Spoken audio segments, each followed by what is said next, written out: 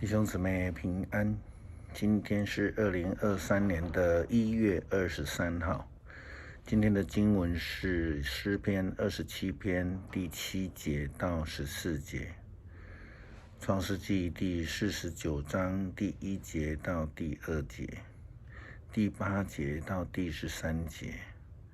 ，21节到26节。路加福音第1章第67节到79节。今天要跟大家分享的主题是主的祝福。创世纪第49章的记载，雅各的遗嘱，我们看到雅各对于各家子孙有许多的话交代，就如同雅各一开始他所说的圣经的记载，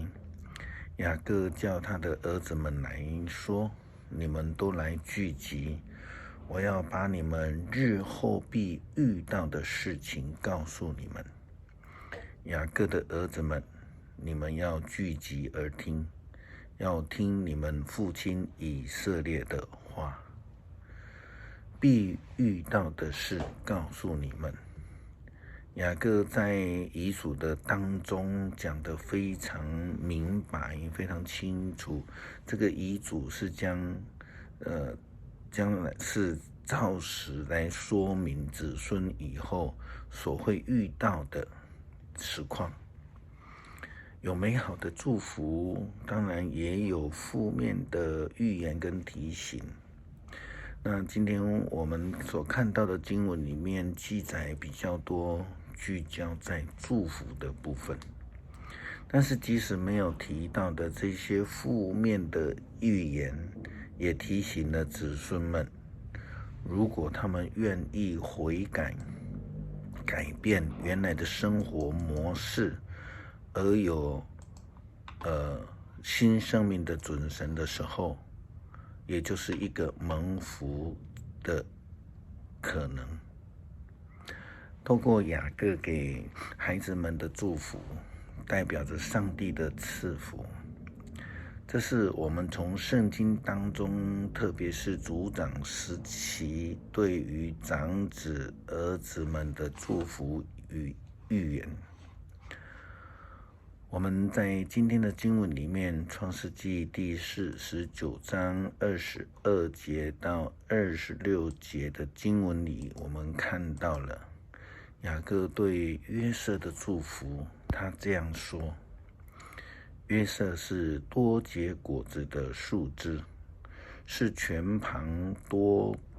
结果的枝子，他的枝条探出墙外，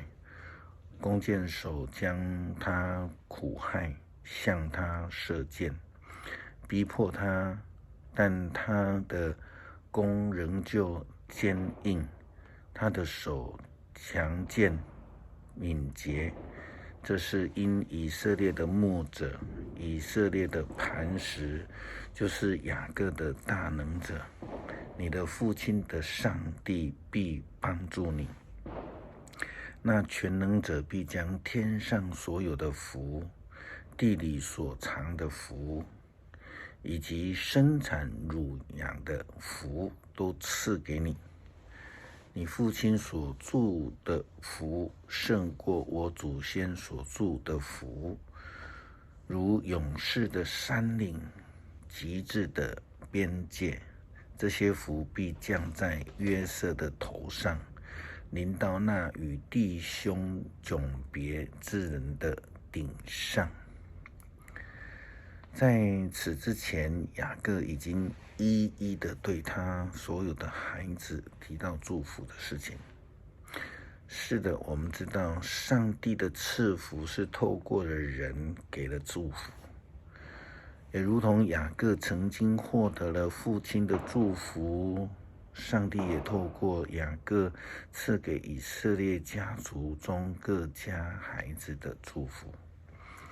但是另外一方面，也是提醒那一些违背上帝旨意的家族，让他们有机会能够回转向上帝，因而能够蒙恩得福。相同的，我们也看到了上帝透过先知的预言，透过祭司的献祭，在今天的新约的经文记载了上帝透过施洗约翰的父亲撒迦利亚的祝福。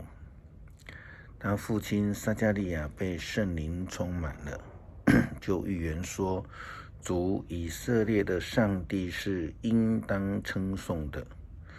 因他眷顾他的百姓，为他们施行拯救，在他仆人大卫家中为我们兴起的拯救的脚，正如同主借着从创世以来众先知的口所说的话，拯救我们脱离仇敌和一切恨恶我们的人之手，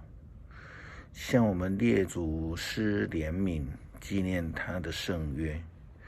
就是他对我们祖宗亚伯拉罕所起的事，叫我们既从仇敌中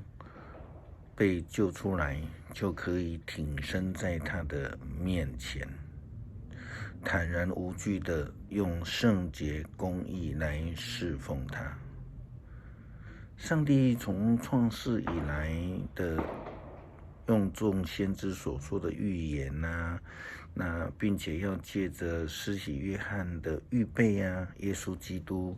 所兴起的拯救之脚，要将救恩的福音赐给一切相信的人，让相信的人能够蒙福。路加福音说，孩子们，你要称为至高者的先知，因为你要行在主的前面，预备他的道路，叫他的百姓因罪得救，就知道救恩。因我们上帝怜悯的心肠，叫清晨的日光从高处临到我们，要照亮坐在黑暗中死荫里的人，把我们的脚引到平安的路上。主的赐福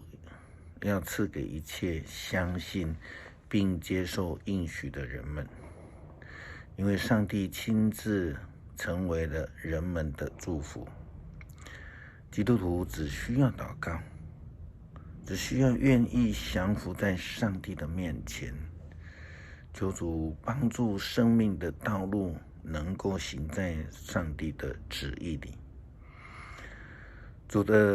主就必赐下救恩与祝福。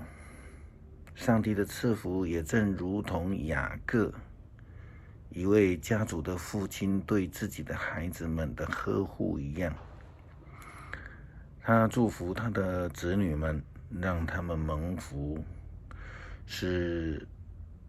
他们能够得救。上帝的爱同样的也不会离开我们，因为爱是从他而来，因为他就如同父亲的爱，就将属天的救恩福分赐给了属于他一切属于他的孩子们。在新年的时候呢，家家户户都在求福到，人人都在期待新年能够有更丰盛的恩典。但是我们要求谁呢？在新的一年是谁可以依靠的呢？当然就是赐生命的上帝。我们只能举头仰望他的救恩，因为这世界没有赐下别的救恩。诗篇27章第7节到第14节，耶和华啊，我用声音呼吁的时候，求你垂听，并求你连续我，应允我。你说，你们当寻求我的面。那时我心向你说，耶和华啊，你的面我正要寻求，不要向我掩面，不要发怒赶逐仆人，你向来是帮助我的。救我的上帝啊，不要丢掉我，也不要离弃我。我父母离弃我，耶和华必收留我。耶和华，求你将你的道路指教我，因我仇敌的缘故，引导我走平坦的路。求你不要把我交给敌人，遂其所愿。